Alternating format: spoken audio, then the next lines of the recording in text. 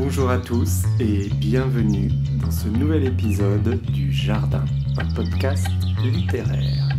Pour cet épisode, je vais être seul, je n'interviewe pas d'auteur, parce que malheureusement, l'auteur dont je vais parler s'est suicidé il y a 20 ans maintenant, c'est un triste anniversaire. Qui aurait cru qu'un jour je me passionnerais pour un livre qui parle d'une grève des éboueurs? Oui, effectivement, si on devait pitcher ce livre, dont je vais bientôt vous révéler le titre, il s'agit, pour faire simple, d'une grève des éboueurs. Alors évidemment, ce n'est pas si simple que ça, et le contenu du livre dépasse largement ce pitch ou ce résumé très rudimentaire. D'abord, donc, il y a ce roman Monstre, un roman monstre parce qu'il fait plus de 500 pages, et dont le nom est Le Seigneur des Porcheries. L'auteur est Tristan Egolf. Un roman monstre, un roman maudit aussi, car il a été d'abord refusé de nombreuses fois. Il aurait été refusé par plus de 50 éditeurs. Et un roman maudit parce qu'il aurait conduit son auteur, donc Tristan Egolf, au suicide 10 ans après qu'il l'ait écrit.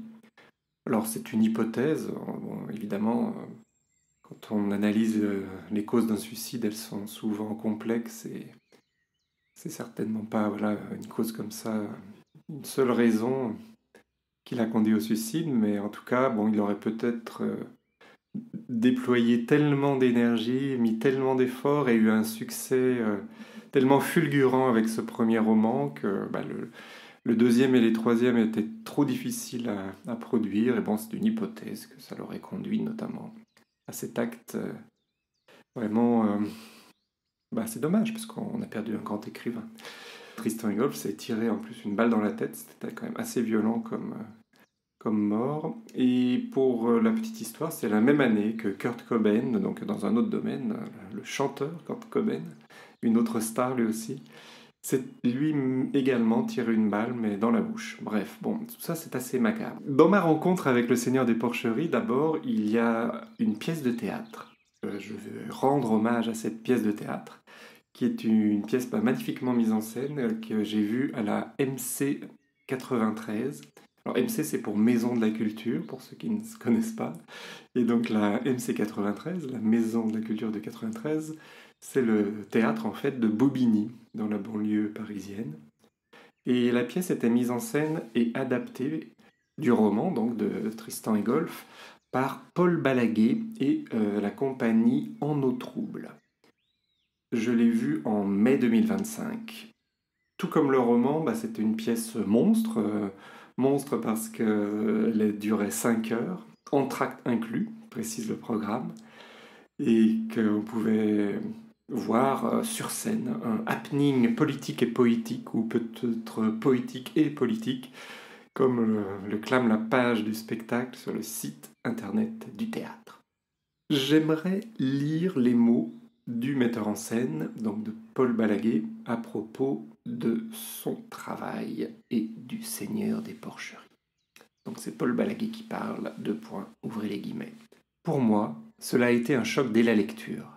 Il y a eu une rencontre, pour ainsi dire, physique avec ce roman, très profonde, émotionnelle, intime, lorsque je l'ai découvert à 18 ans. Je n'ai pas compris tout de suite pourquoi, mais j'adorais ce livre. J'y suis revenu il y a 5 ans parce qu'à mes yeux, c'est un projet cathédral. C'est le roman parfait pour conclure un cycle de travail que nous menons avec la compagnie depuis 10 ans, qui consiste à nous interroger sur la civilisation occidentale en tant que modèle, ses mythes, ses failles, ses identités et les problèmes qu'elle génère. Avec en parallèle un profond intérêt pour toute métaphore d'un groupe créateur à l'intérieur de ce contexte-là. Ce roman réunit tout cela.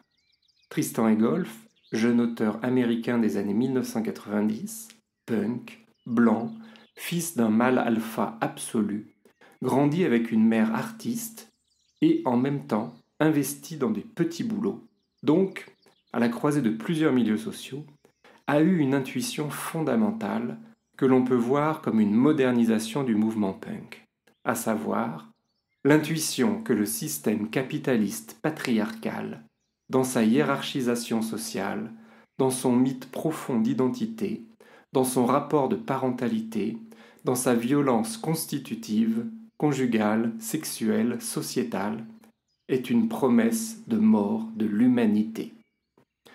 Alors là, je relis cette dernière phrase de Paul Balaguer. Tristan Egolf a eu l'intuition fondamentale que le système capitaliste patriarcal, dans sa hiérarchisation sociale, dans son mythe profond d'identité, dans son rapport de parentalité, dans sa violence constitutive, conjugale, sexuelle, sociétale, est une promesse de mort de l'humanité. Ça, c'est fort. Et effectivement, alors avec des mots peut-être plus simples qui seraient les miens, et c'est sûr que le roman dépasse cette simple intrigue d'une grève des éboueurs, parce qu'il s'agit à la fois une critique sociale, mais une critique sociale avec des mots qui nous emmènent loin, une forme de poésie. Et on peut dire qu'avant l'heure, c'est un roman woke. Alors à l'époque, le wokisme, comme dirait l'autre, n'existait pas, mais la manière d'être éveillé au monde et de voir le monde et de ne pas faire l'autruche, ça existait déjà. On peut dire effectivement qu'avant l'heure, c'est un roman conscient des problèmes que pose le capitalisme et ses dérives dans le monde actuel. Alors j'ai déjà dit que c'est un roman monstre, j'ai déjà dit que c'est un roman maudit, et je pourrais aussi dire que c'est une belle histoire d'édition, parce que certes il a été refusé par de nombreux éditeurs avant d'être publié, mais il a donc fini par être publié et en français, alors que l'auteur, bien sûr d'origine américaine, n'écrivait pas en français mais écrivait dans sa langue, l'anglais. Et c'est pourtant bien Gallimard, en France, qui a choisi de l'éditer en 1998, avec une traduction de Rémy Lambrecht. Et le titre complet, c'est « Le Seigneur des porcheries », sous-titre « Le temps venu de tuer le veau gras et d'armer les justes ». Alors en anglais, il a été publié la même année, sous impulsion encore une fois de Gallimard, chez Picador, donc à New York, aux États-Unis. Et dans le sous-titre, on a la notion aussi, donc c'est pas armer les justes, mais c'est arming the aware in the Corn Belt, donc dans la Corn Belt américaine.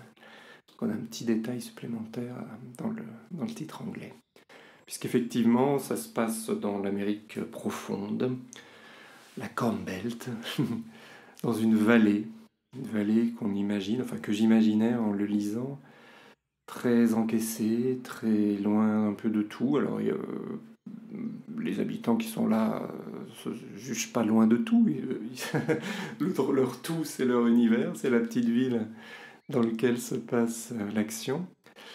Et notre héros, ou plutôt l'anti-héros dont on va suivre les aventures, qui s'appelle John Kaltenbrunner, déteste absolument, mais profondément, viscéralement, cette ville, cette vie, ses habitants.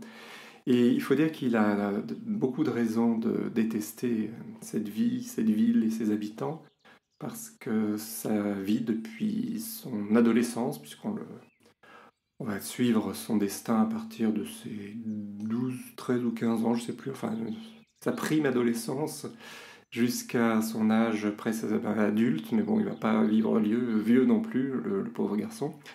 Et la vie ne lui fait pas de cadeaux, et les gens ne lui font pas de cadeaux.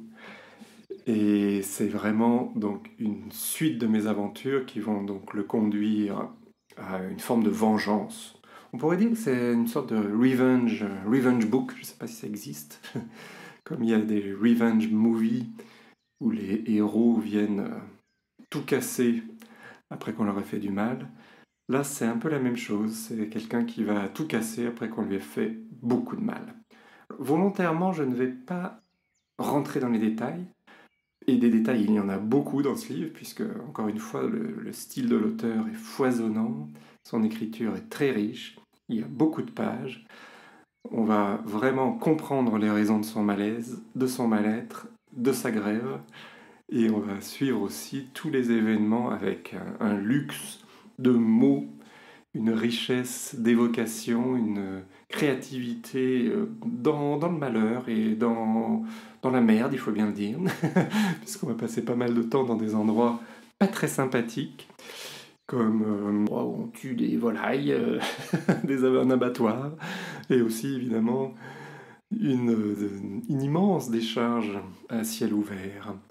Bref, effectivement, quand on se dit qu'on va lire un roman sur une grève des éboueurs avec des charges et des abattoirs, c'est pas très engageant, mais il faut dépasser la simple idée qu'on peut s'en faire pour plonger dans cet univers absolument passionnant.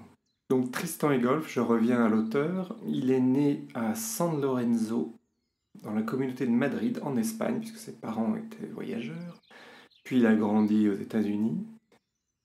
Et malheureusement, il est mort donc en 2005 à Lancaster, en Pennsylvanie, aux États-Unis. Entre les deux, il aura vécu aussi en France et beaucoup à Paris. Je vous ai dit qu'il avait été édité par Gallimard. Et donc, l'histoire éditoriale que je voulais vous raconter, c'est que Gallimard l'a édité parce qu'un des auteurs très connus, appréciés, prix Nobel même maintenant aujourd'hui, chez Gallimard, c'est Monsieur Modiano. Et c'est justement Patrick Modiano qui, par l'intermédiaire de sa femme et aussi de sa fille, est tombé sur le manuscrit de Tristan et Golf et qui a mis un peu la pression chez Gallimard, mais pas trop, je pense, parce que, en tout cas, il a ouvert la porte. Il a déposé le manuscrit alors que c'est pas quelque chose qu'il avait l'habitude de faire, en disant il faudrait que vous le lisiez. Et Gallimard, donc sur l'impulsion d'un de ses auteurs phares, s'est emparé du manuscrit et a décidé de le traduire en français et de le publier en français. Alors, c'est très rare hein, comme aventure, évidemment. Moi, ça me fait penser à un livre que j'aime beaucoup aussi, qui est un livre de Goliarda Sapienza et qui s'appelle L'art de la joie. Donc c'est un destin un peu similaire, donc un livre écrit par une Italienne, refusé par tous les éditeurs italiens, et publié en France par les éditions du Tripode, puis ensuite publié dans sa propre langue et publié dans le monde entier, qui est devenu un immense succès. Et c'est un livre pareil, monstrueux, dans tous les sens du terme, et monstrueusement génial, un chef-d'œuvre. Donc voilà, il y a comme ça des histoires de textes, de manuscrits, de livres qui sont peut-être trop grands pour certaines maisons d'édition ou qui peuvent faire peur, mais qui finalement arrivent dans les mains des lecteurs grâce à des jolies histoires. Et voilà, ça c'est le cas du Seigneur des Porcheries. Alors en 2005, donc malheureusement, Tristan et Golf se suicident, comme je vous l'ai dit en introduction de ce podcast. Et dans un article du Monde signé Marion van Rantergem, qui est une grande reporter spécialisée en littérature notamment, on a justement des paroles de Patrick Modiano qui nous parle de Tristan et Golf, et j'avais envie de vous les lire, parce que voilà, ça peut donner une couleur comme ça à l'auteur. Donc ça c'est Patrick Modiano qui parle. Il n'avait pas du tout le côté homme de lettres à la française. C'était un mélange de douceur et d'exubérance, de gentillesse et d'excès, de vitalité et de je m'en foutisme, pour tout ce qui concernait le confort, une espèce de nonchalance très américaine. Dormir sur un matelas, dans un lit ou par terre, il s'en foutait complètement. Il me faisait penser à Malcolm Lowry pour sa vie toujours excessive. Il lui arrivait toujours des trucs invraisemblables. Un jour, il avait eu un accident. On est allé le chercher à l'Hôtel-Dieu. Il avait un bandage à la tête. On aurait dit Apollinaire. Et je ne sais pas pourquoi, tout autour de lui était devenu bizarre. C'était quelqu'un qui provoquait les atmosphères. Ça c'est joli. Ça, évidemment, on sent que Patrick Modiano est un écrivain. C'était quelqu'un qui provoquait les atmosphères. Oui, Tristan et Golf, ça avait l'air d'être un sacré Jojo, pour le dire en d'autres termes. J'ai envie, pour vous donner peut-être envie aussi de le lire, de lire maintenant quelques citations, cette fois-ci tirées du livre, bien entendu, Le Seigneur des Porcheries, de Tristan et Golf. Je vous ai lu déjà une citation de Paul Balaguer à propos de la pièce, qu'il a adaptée à partir du roman. Je vous ai lu cette citation de Patrick Modiano. Et bien maintenant, je vais lire l'auteur dans le texte, dans la traduction française de M. Lambrecht. Premier extrait. C'était un trop gros morceau pour l'avaler d'un coup. Nous étions déboussolés et perplexes. Mais c'était peut-être exactement ce sur quoi John avait compté. La logique étant, ne les laisse pas réfléchir. Appuie-toi sur leurs instincts les plus primaires. Cogne dur et vite. Pointe les suffrages, clôt la réunion et laisse-les tout pantois. La délibération nourrit l'hésitation. Voilà, moi j'aime bien les petites digressions comme ça dans les romans. Et j'aime bien ce genre d'aphorisme, je sais pas comment on appelle ça, mais bon, par exemple, la délibération nourrit l'hésitation, j'aime bien ça. Deuxième extrait. Alors, pour le contexte, effectivement, là c'est pendant la grève, et effectivement, et John, bien malgré lui, parce que c'est pas un meneur d'hommes du tout, c'était quelqu'un au contraire qui avait tout fait pour éviter les contacts avec ses congénères, mais il devient un meneur de grève. Deuxième extrait. Il regardait tout passer, puis sautait à terre pour expédier un nouveau lot de sacs bien bourrés dans la gueule du broyeur. 12 arrêts par rue, 12 rues par quartier, 4 quartiers par route, 1 route par soir, 5 soirs par semaine. Une manière de vivre, une manière d'en finir. Une manière de vivre, une manière d'en finir. Cette dernière phrase est entre parenthèses. Et donc on voit effectivement, encore une fois, là, c'est le fameux John, toujours lui, qui est toujours, quand il fait quelque chose à 300%, il met toute son énergie dans tout ce qu'il fait. Et l'auteur nous suggère que cette énergie débordante qu'il déploie, c'est aussi pour oublier la douleur de vivre peut-être. Troisième extrait du Seigneur des Porcheries de Tristan Isolde. Ainsi le corps ne serait jamais identifié.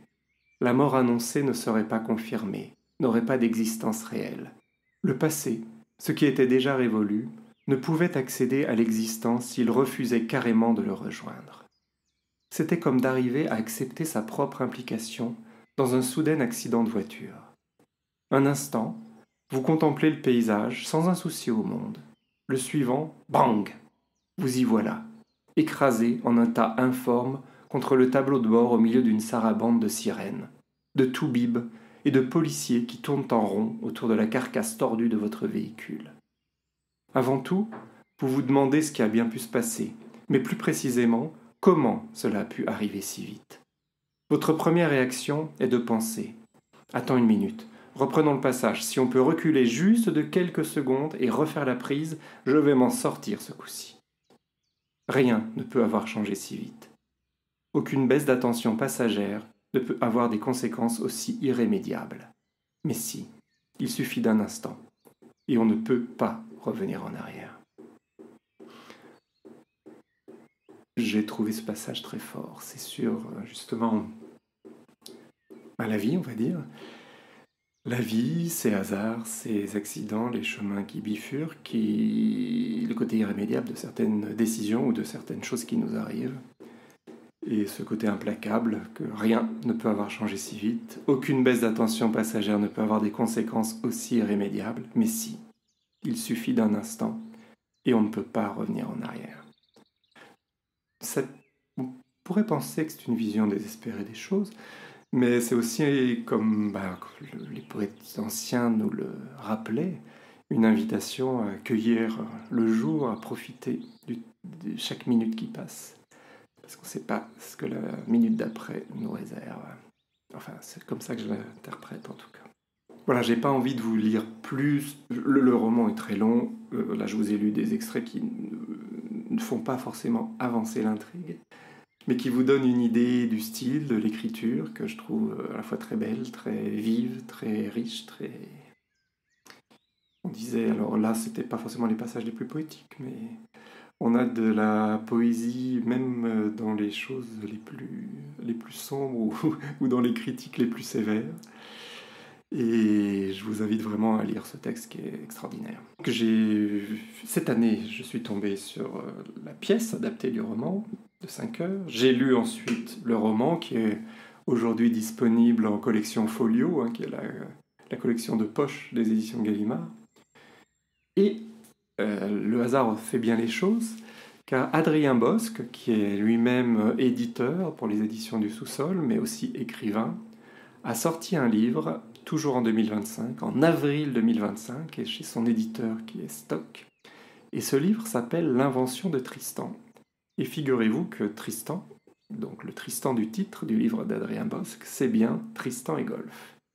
Adrien Bosc, lui aussi, s'est passionné pour le livre de Tristan et Golf, mais s'est aussi passionné pour cet auteur et a voulu comprendre qui il était, qu'est-ce qui l'avait mené à écrire ce roman extraordinaire et comment il était arrivé à se suicider. C'est donc un roman enquête, ou une enquête romancée, je ne sais pas comment l'appeler, mais en tout cas, on en apprend beaucoup sur la vie de Tristan et Golf, sur comment il écrit le livre. On voit défiler la fille de Patrick Modiano, sa femme, Patrick Modiano, la famille de Tristan et Golf, le père, donc le père et le grand-père, qui sont deux figures très importantes. Un père mal alpha, comme disait Balaguer, un père un peu facho aussi, et certainement que ça a beaucoup joué dans le destin de Tristan, qui lui est devenu plutôt gaucho, comme on dirait, ou gauchiste, comme la droite, nos amis de droite qualifient les gens de gauche. Bref, l'invention de Tristan donc, nous donne à toucher du doigt, à mieux comprendre le personnage, et là aussi je voulais vous lire des extraits tirés du livre d'Adrien Bosc, L'invention de Tristan, paru aux éditions Stock. Citation. Tout va très vite, c'est un tourbillon, et Tristan et Golf comprend tôt que ce bonheur l'effraie, autant que le désespoir par le passé le terrassait. Ce sentiment, il n'est pas aisé de le saisir, et pourtant il détermine sa brève existence. Il ne sera jamais tranquille. L'obstacle à peine franchi, il regarde au loin le suivant. Déjà le tarot de l'idée qu'il ne pourrait plus écrire d'autres romans. Tant de travail, de douleur, en sera-t-il capable à nouveau ? Avec l'argent de l'avaloir et ce qu'il a mis de côté, il sous-loue un studio à Belleville, rue des Pyrénées. C'est une période étrange, plus noire encore. Il attend la publication. Il veut rencontrer son traducteur, mais rien n'est engagé. Il s'impatiente. La maladie le guette. Il est persuadé d'être atteint d'un cancer du poumon, se plaint de violentes douleurs au thorax. Il fume 2 paquets par jour. Il boit plus que de raison. Il tambourine parfois au milieu de la nuit à la porte de James et Shelley, après avoir marché de la haute butte du 20e jusqu'à Montparnasse. Son appartement a des allures de taudis. Des cadavres de bouteilles jonchent le sol. Des cendriers aux mégots plantés en étoiles renversés sur le lit. Peu à peu, l'alcool aidant, il délire. Dans Lointain, Marie Modiano raconte la paranoïa et les crises de démence. Marie Modiano, qu'un de ses grands amours à Paris, Marie Modiano, donc, qui est la fille de Patrick Modiano et qui est aussi elle-même écrivaine. Donc on voit bien là la peur peut-être d'écrire un autre roman, enfin la peur devant l'effort et la montagne que ça peut être représenté. Parce que ce seigneur des porcheries, il a écrit, réécrit, il y a mis toute son âme, toute son énergie, et ça a peut-être pu l'épuiser. Enfin, voilà, ce sont des hypothèses. Un deuxième extrait tiré de l'invention de Tristan. C'est une invention, donc ce n'est pas forcément la réalité, la vérité, mais ce sont des pistes, des hypothèses. Deuxième extrait, donc. Lire un roman, on l'oublie trop souvent, c'est accéder à l'intimité d'un homme. Parfois c'est indécent, indigne. L'écorchure est livrée telle. Il n'y a plus de filtre. Ce que l'on lit dégoûte. C'est une opération à cœur ouvert. De temps à autre, c'est plus rare, la douleur est là, partout, mais sans indignité, communicable à tous, un bien commun, qu'on sait désormais en partage. Le plus intime alors se fait universel, la douleur une joie collective, celle d'une vérité où chacun se reflète. Le plus souvent ce n'est ni l'un ni l'autre, et alors ce sont des livres vides, des livres de faiseurs sans âme, des livres propres mais sans odeur. À mesure que j'avançais dans ce portrait de Tristan et Golf, il me devenait plus difficile de le lire sans juxtaposer la période de l'écriture, tout ce que je percevais de sa souffrance, de sa maladie, l'effrayant bonheur et le calme chimérique. Dans cet extrait, j'ai bien aimé la réflexion sur les bons et les mauvais romans, ce qui vous apporte quelque chose qui touche des émotions universelles, ceux qui sont durs à lire, ceux qui sont lumineux et ceux qui sont ni l'un ni l'autre, qui sont accessoires. Et enfin, dernier extrait tiré de l'invention de Tristan par Adrien Bosc. Comme son personnage Owen Brynmore, il passe ses nerfs dans des sacs de frappe. Il sait qu'il veut écrire sur la boxe, comme son père il y a longtemps, et qu'il en tirera l'un des ressorts de l'intrigue de son livre. Plimpton était monté sur un ring au risque de se faire descendre, pour mieux écrire sur le noble art. Tristan enfile pareil les gants pour atteindre plus de justesse dans ses scènes. Il n'est pas KO, il est encore debout. Toute sa vie, Tristan Egolf aura été tiraillé entre deux visions de l'existence. Warren, ou la constance, l'amour et le droit chemin. Brad, ou la vie violente, les excès, la mort. Kara aura été la promesse d'une vie bonne, de la page blanche. La possibilité d'être réellement quelqu'un de bien. Il la rencontre au Square One, un café de Lancaster, où elle est serveuse. L'histoire est simple, tout va très vite. Elle est bien plus jeune. Alors ça aussi, c'est joli. Warren, donc le Warren en question, c'est son grand-père, une sorte de héros pour lui, une figure héroïque, puisqu'il a fait la guerre en Europe. Et c'était quelqu'un qui paraît quelqu'un de bien. Et Brad, c'est son père, qui lui était beaucoup moins bien. Beaucoup moins bien, et Tristan aurait hésité entre ces deux figures, la figure héroïque et aussi de la sagesse, une certaine sagesse du grand-père, et la figure plus trouble du père, et avec des excès, une vie plus violente, comme le dit Adrien Bosc. Et puis Kara, donc, qui est citée à la fin. Kara, c'est sa dernière petite amie. Et Lancaster, donc, c'est la ville où il a grandi, et puis la vie, malheureusement, la ville où il est mort. Cette année, je ne pouvais pas passer à côté de ce roman, je suis passé à côté de lui pendant 20 ans quand même. Non, 20 ans, que dis-je, 27 ans, puisqu'il a été publié en 98. Mais mieux vaut tard que jamais. C'est ce que j'aime justement dans la littérature. Bon, il y a les nouveautés qu'on commande beaucoup dans la presse, et puis il y a les classiques, on va dire. Et là, je dirais que c'est un classique contemporain, déjà. Donc je vous invite à lire Le Seigneur des Porcheries de Tristan Egolf. Vous pouvez le trouver en édition poche chez Folio. Je vous remercie. Je vous donne rendez-vous pour un prochain épisode du podcast Le Jardin. À très bientôt. Et voilà, c'est déjà fini. Merci beaucoup, chères auditrices et chers auditeurs, d'avoir passé un moment avec nous dans Le Jardin, un podcast littéraire. S'il te plaît, dessine-moi un écrivain. Je suis François-Xavier Robert. Ce podcast n'aurait pas été possible sans l'aide précieuse de Julien Oran au mixage et à la création musicale. Si vous avez aimé ce podcast, n'hésitez pas à laisser un commentaire, à le partager, à vous abonner. Rendez-vous très bientôt pour un prochain épisode du Jardin.